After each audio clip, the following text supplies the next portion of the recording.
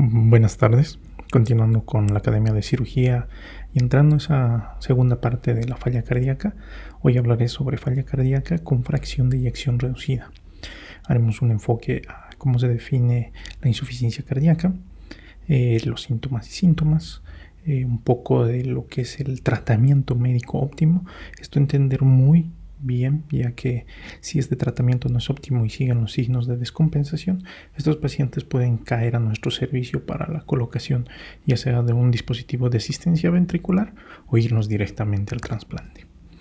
La insuficiencia cardíaca es un síndrome clínico caracterizado por síntomas típicos y puede ir acompañado de signos.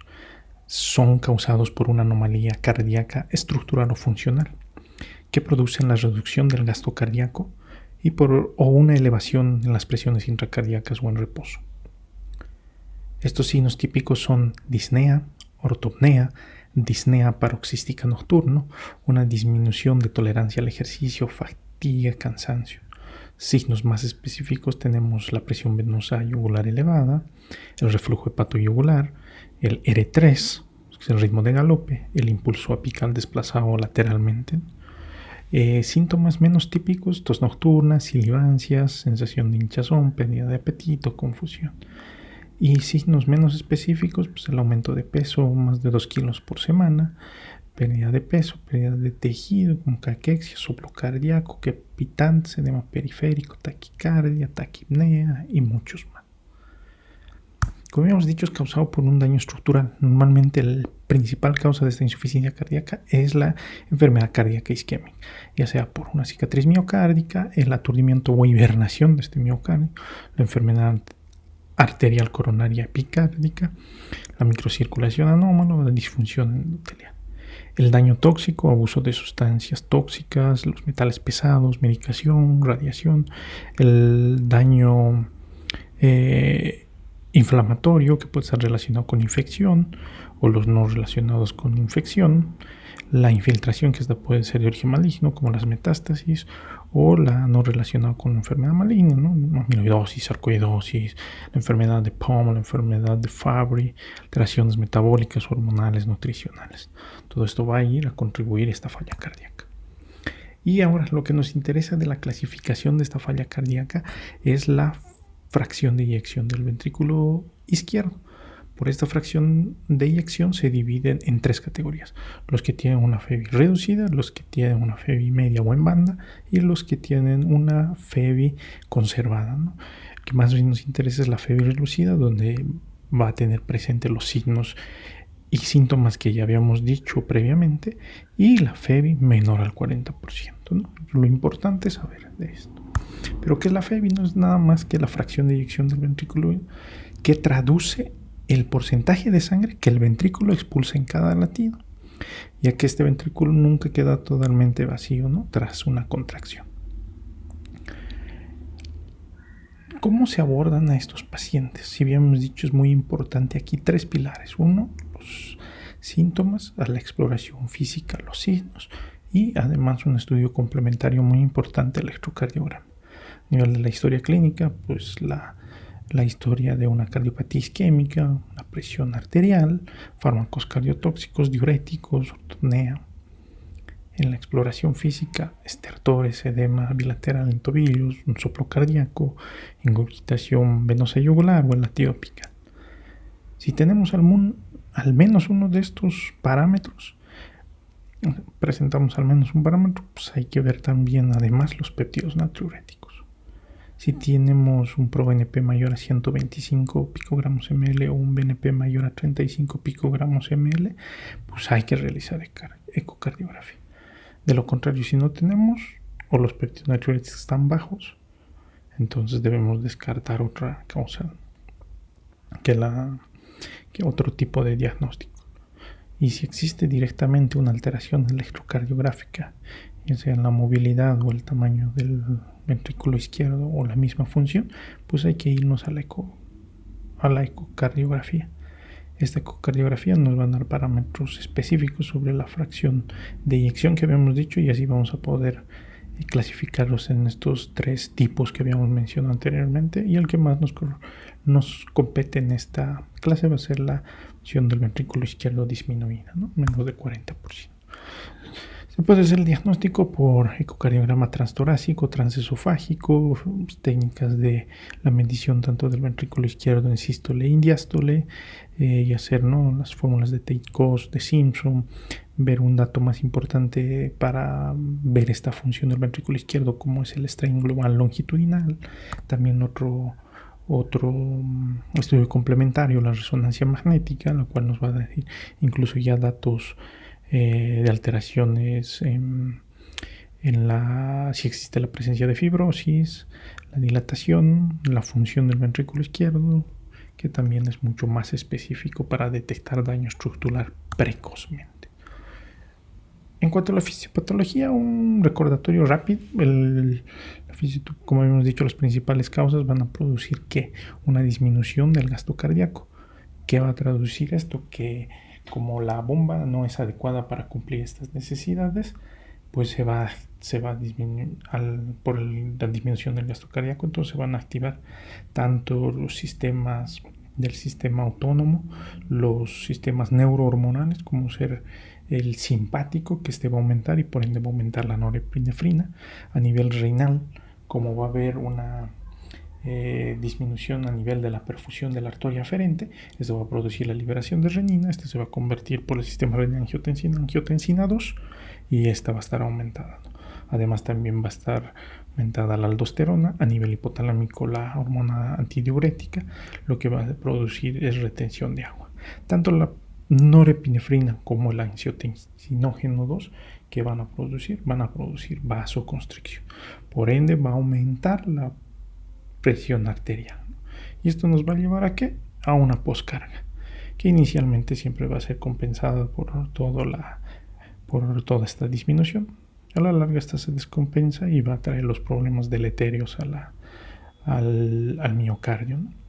La aldosterona, pues lo que va a producir junto con la retención de agua, va a producir un aumento de la volemia, lo que va a producir aumento de la precarga, ¿no? Como el gasto cardíaco está disminuido, entonces va a querer llenar más de sangre, entonces retiene líquidos y va a aumentar esa precarga. Igual a la larga esto va a producir efectos deleterios. Inicialmente, ¿qué va a producir el reloj del lado cardíaco? Primero hipertrofia, luego dilatación, y eso va a producir esta disfunción del ventrículo izquierdo. Tomar muy en cuenta esto, ¿no? Una activación, una cascada neurohumoral.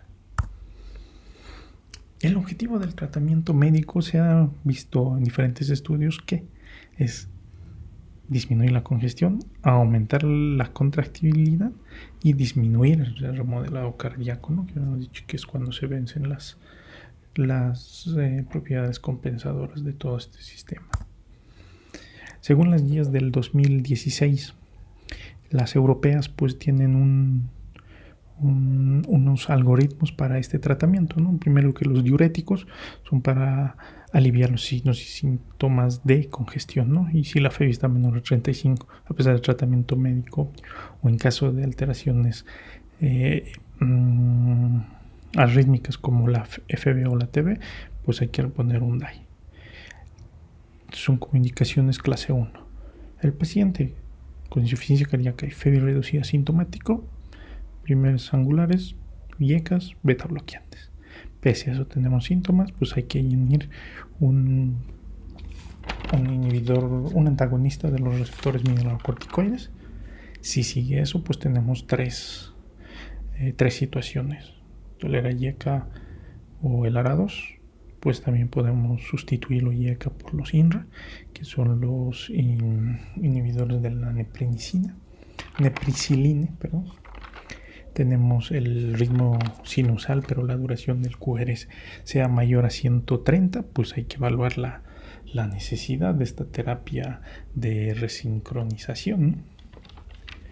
Y si el ritmo es sinusal, pero la frecuencia todavía es alta, pese a los beta bloqueantes mayores a 70 latidos por minuto, pues hay que aumentar ibradina.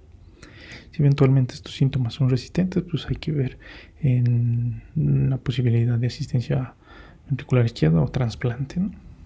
Las guías americanas son también muy parecidas, a que estos dividen en estadios A, B, C, D, de acuerdo a la gravedad de estos síntomas, ¿no? Y ellos toman muy en cuenta, dependiendo de el potasio y la falla cardíaca, también para evaluar, ¿no?, la administración de los IECAS, que estos son uno de sus efectos deleterios, además de pacientes con raza negra, aumentan los nitratos. Pacientes igual, ¿no?, como en las guías, ver la posibilidad de la terapia de resincronización, un dispositivo de asistencia ventricular o trasplante. También si estas son refractarias, ¿no?, igual que en el anterior, si el QRS está un poco antes de eso, y la ivabradina si es que la frecuencia cardíaca es mayor a 70. Los medicamentos, pues como pilares angulares, como hemos dicho, los IECAS, como su máximo representante en enalapril, donde se ha visto la mayoría de los estudios. Uno de los estudios importantes que compara solo este tipo de medicamentos, el ATLAS, entre la efectividad del enalapril versus el lisinopril, se vio que el enalapril tenía los mejores resultados en estos pacientes, ¿no? Entonces, ¿qué hay que hacer? Uno, tener en cuenta mucho la función renal, ya que este produce disfunción renal. Hay que ver que la creatinina basal no suba más del 100%, o que el potasio esté mayor a 5.5, ¿no?, que no haya tos. Y el objetivo es iniciar con dosis bajitas y aumentar a las dosis objetivo e incluso máximas tolerables. No hacerlas rápidamente. Se recomienda mayor a 2 semanas para decidir este cambio, ¿no? Otro muy importante son los ARA2. Uno de los principales efectos que se veían en los IECAS era la tos, pero por lo que se utilizaban estos como alternativa, ¿no? Los antagonistas de los receptores mineralocorticoides, como la espironolactona, un gran apoyo en esto del remodelado ventricular. Igual dosis iniciales bajitas y hasta llega a la dosis objetivo. Luego el sacubitril o valsartán, que es pues el medicamento que revolucionó en el 2014 con el estudio Paradigm Heart Failure, cuando inhibía el receptor de la nepricilina, que degradaba los endopéptidos activos, y por ende era una mejor. Entonces disminuía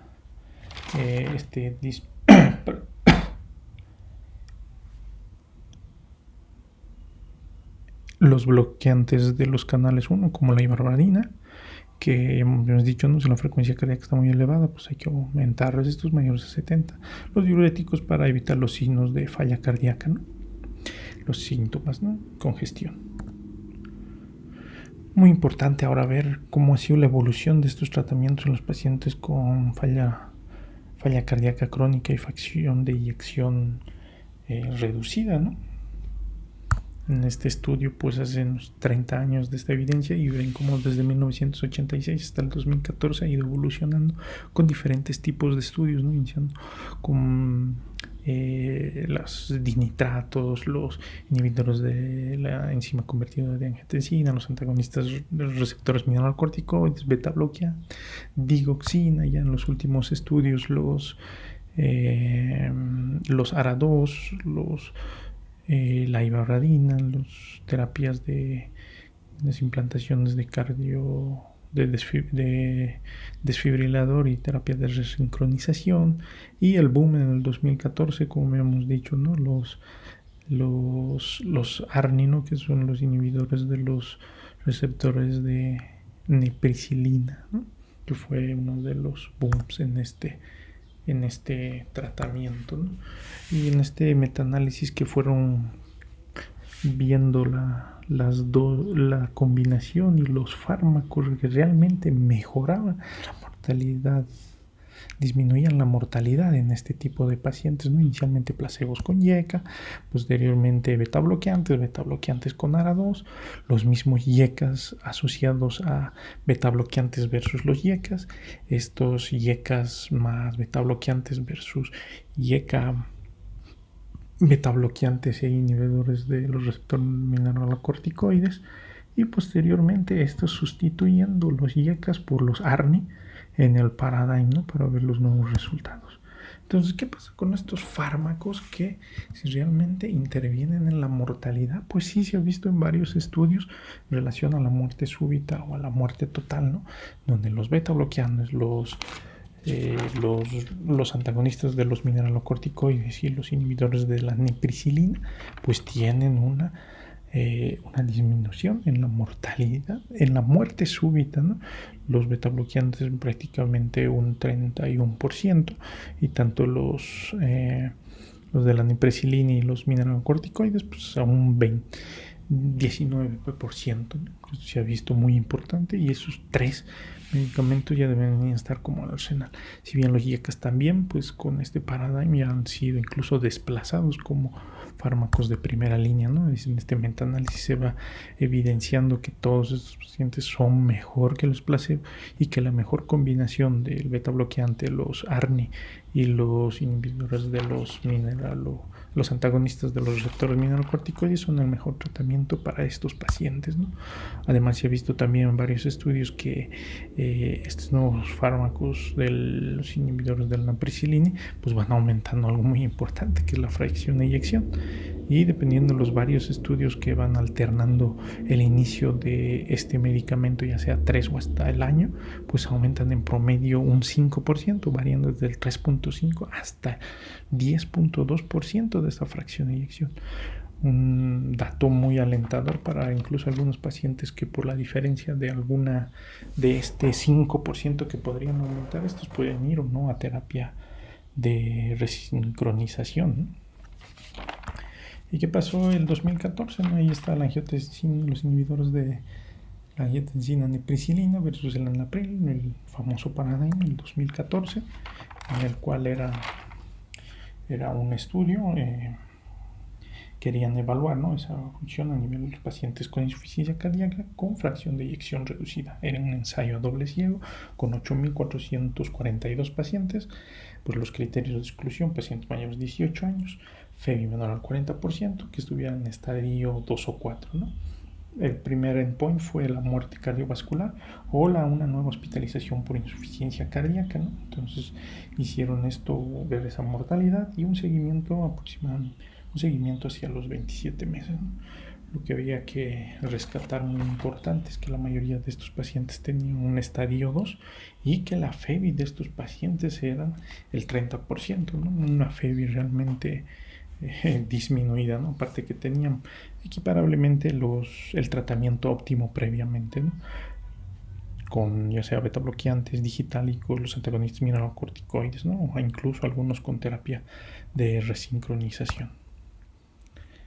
Se les administró en enalapril 10 miligramos 2 veces al día o el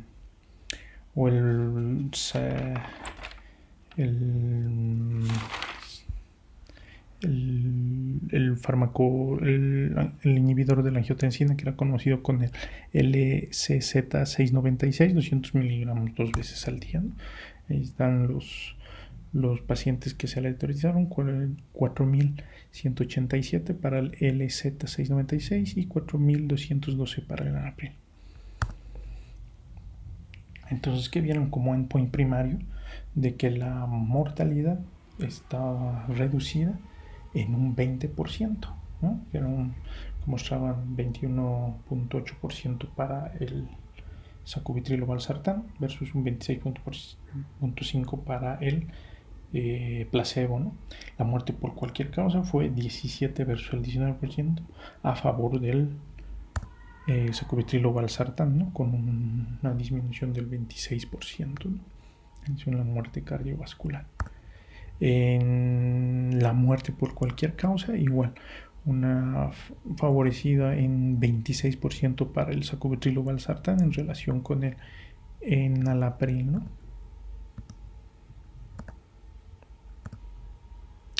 Y entonces, como vemos en sí, este estudio pues disminuyó además la hospitalización en un 20%, ¿no?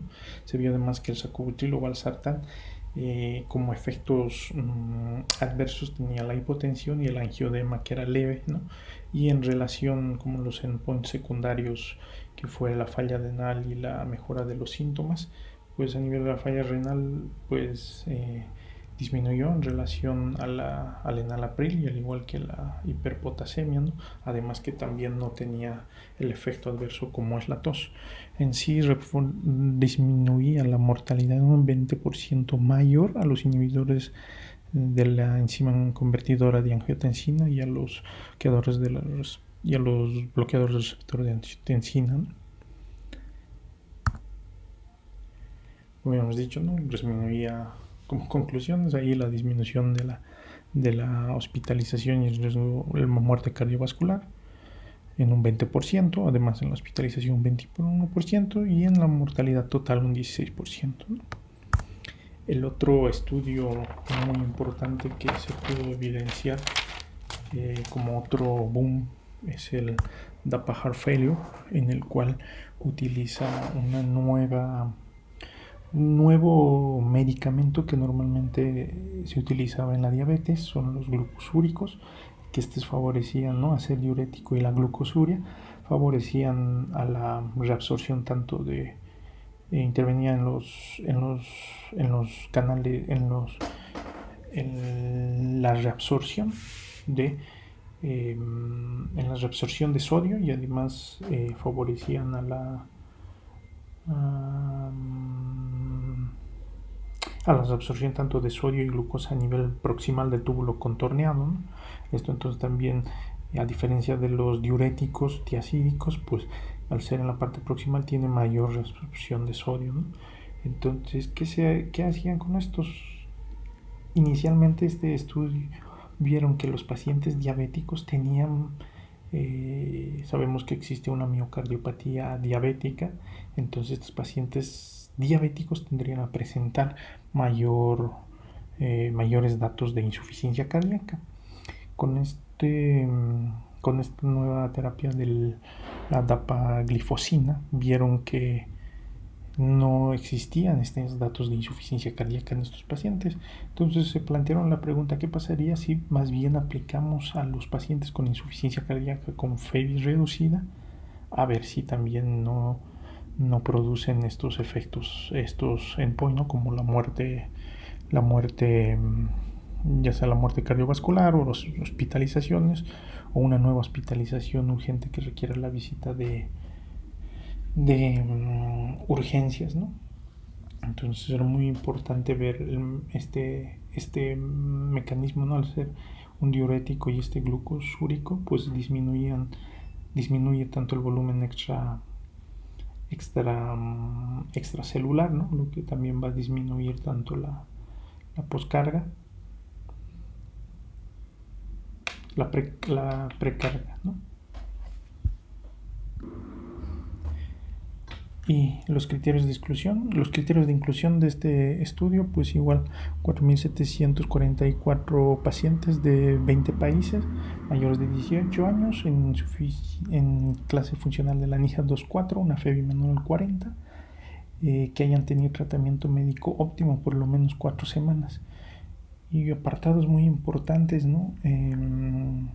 Tomaba mucho en cuenta el ProBNP, pacientes que tenían mayor a 600, o pacientes que hayan sido hospitalizados en los últimos 12 meses mayor a 400, porque con el tratamiento el ProBNP va disminuyendo. Y pacientes que tenían flúter o fibrilación auricular, pues el ProBNP mayor a 900, ¿no?, porque este incrementa. Entonces, igual los primarios, pues la muerte, toda causa, hospitalización, una visita urgente, ¿no?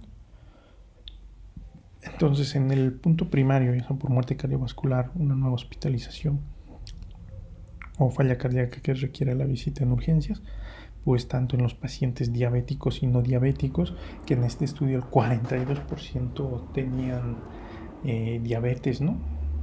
Se pudo evidenciar que tanto en los diabéticos tenían una disminución de este endpoint primario del 25%, y en los no diabéticos de un 27%.